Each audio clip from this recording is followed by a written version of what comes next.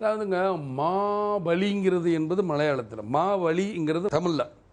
மாபலி மாதிரி ஆட்சி பண்ணுறேன்னா, மாபலி என்பவர் ஏழைகளுக்கு ஆட்சி பண்ணி, இவர் என்ன ஏழைகளுக்கு ஆட்சி பண்ணுறாரு? சும்மா இவர் தன்னை எவனாவது அப்படியே ராஜான்னு சொல்லிக்கிறணும் அப்படிங்கிறக்காக தான் ராஜராஜ சோழன் ஃபங்க்ஷன்லேயே கட்டிக்கிட்டு ஓடினார். ராஜராஜ சோழனோட சரித்திரத்தை எடுத்து பேசினா இவர் உண்மை சுரூபம் தெரிஞ்சிடும். அதனால தான் நான் இதெல்லாம் பேசலை, எனக்கு வேண்டாம். ஏன்னா நான் ரொம்ப அதை பற்றி பேசக்கூடாதுங்கிறா. மாபலி அரசன் என்ன செஞ்சார்?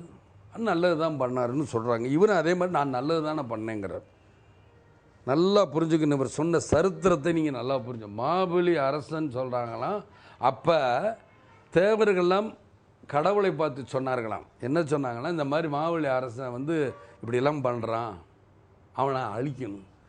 எப்போ அவன் தாழ்ந்த உடனே ஜாதி இழுத்துக்கிட்டார் பாருங்க, எங்கே போகிறாரு பாருங்கள், ஆண்டவனுக்குள்ளே சண்டை மூட்டி விடுற புத்தியை பாருங்கள். நீங்களாம் உயர்ந்த குலத்தை சேர்ந்தவங்க தானே, நான் உயர்ந்த குலந்தாங்க, இருந்தாலும் அவன் இருக்கக்கூடாது. அவன் என்னையா தப்பு பண்ண, ஒன்றும் பண்ணல, சரி நான் பண்ணுறேன், நீங்கள் எல்லோரும் சொல்லணும் நம்ம ஆட்சி எப்போ வருது, அதனால் நான் பண்ணுறேன்னு இவங்க போனாங்களாம். கடவுள் போய் கேட்டாரான், அந்த பூமியில் எனக்கு 3 அடி நிலம் வேணும். அப்போ 3 அடிங்க போகும்போது நீ அளந்து எடுத்துக்கும்போது 2 அடி. அதாவது நம்ம சினிமாவில் எல்லாம் பார்ப்போம்ல, திடீர்னு ஆஞ்சநேயர் உட்காந்துருப்பார், என்ன சேரு கொடுக்கலையான்னு சொன்னோன்னு துரியான் மட்டும் எங்கேன்னு வாழை சுற்றி ரொம்ப ஹைட்டாக போய் உட்காந்து, அது மாதிரி ரொம்ப உயரமாக ஆகி கால் 2ஐயும் பெருசாக வச்சு 2 அடுக்கு வச்சாலும் பூமி ஃபுல்லாக ஆகி போயிச்சான். இன்னொரு காலை வச்சா நான் இங்கே வைக்கணும், என் தலையில் தான் வைக்கணும், மாபாளி சொன்னோன்னா தலையில் வச்சு உள்ளே போயிட்டானே.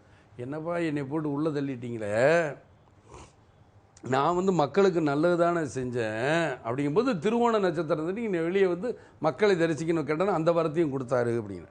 நான் என்ன கேட்குறேன், எப்போ பார்த்தாலும் ஜாதி இழுக்கிறவர் இந்த கதையிலும் ஜாதி இழுத்து தான் மாவலிமை மன்னன் மாதிரி நல்லது பண்ணி, நீ எங்கே நல்ல கெடுதலில் பண்ண மக்களுக்கு எங்கே நல்லது பண்ணீங்க? எல்லாத்துலேயும் வார்த்தைகளை சொல்லி விடுறோம்.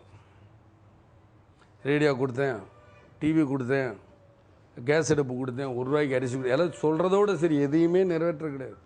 ஆக அந்த மாவலி அரசன் காலி பண்ண நல்லவர், நீங்கள் கெட்டவர், அதான் உண்மை.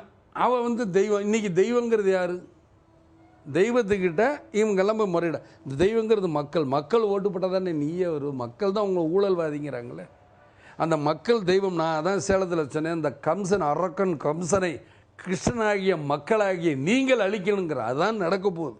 இவர் மாவலிமன் சொல்லிவிட்டு உடனே என்னுடைய இது அது இதுன்னு பொய்யோட உச்சத்தில் இருக்கார் கலைஞர். அதனால் மாவலிமை அரசனுக்கும் எதற்கும் எந்த சம்மந்தம் இல்லை, யாருக்கும் கதை தெரியலைங்க, ஏமாத்துறாரு. இவர் எப்பயுமே சொல்லுவார், தமிழினம் தமிழுக்காக அப்படி இப்படி மாதிரி இனத்தை அழிச்சு.